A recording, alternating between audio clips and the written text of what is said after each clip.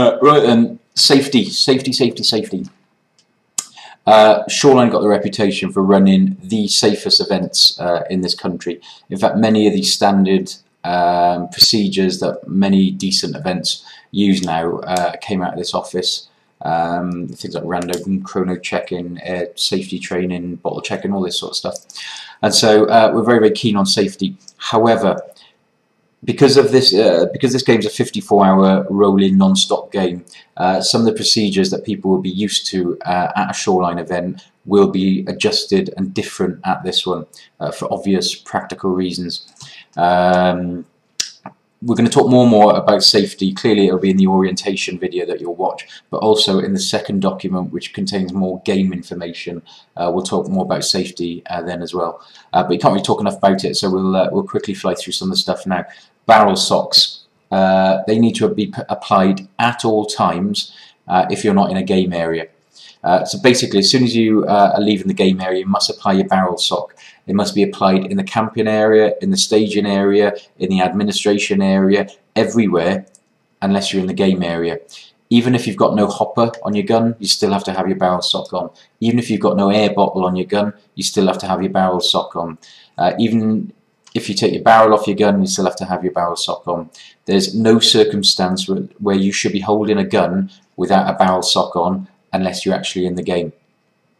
And that's very, very important. A barrel sock is a barrel sock, okay? A barrel sock is not a cuddly toy.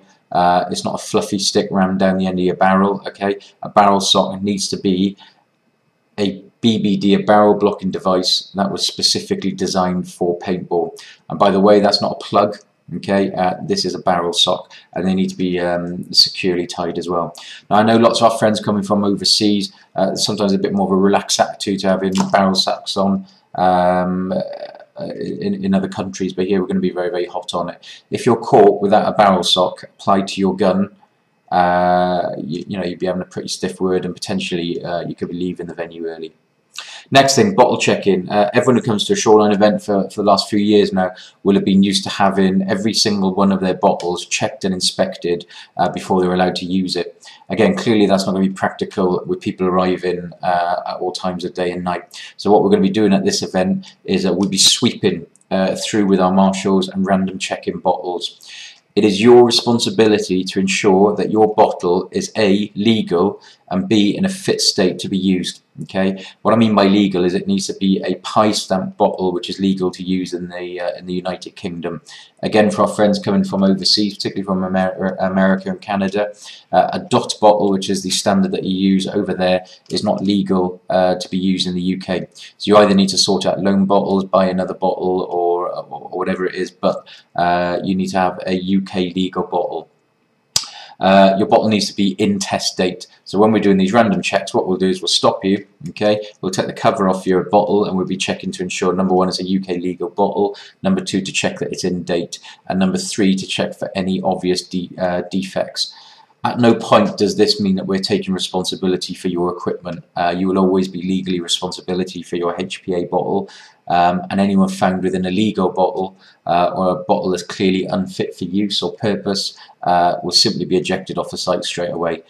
We don't mess about with air safety. There's no second chances, anything like that. You're responsible for the kit that you're carrying. The reason you're responsible is because the kit that you're carrying could kill somebody, and so make sure, check all your kit beforehand, make sure it's serviceable, make sure it's legal. The chronograph limit for this event will be low. It will be at 250 FPS. We normally run our events at 280 when we're playing in the woods, but this is an urban environment. The average engagement distances will be literally 3 or 4 feet, so 250 is plenty. Again, anyone who's been to Shoreline games will know that we take an absolutely zero tolerance to hot guns.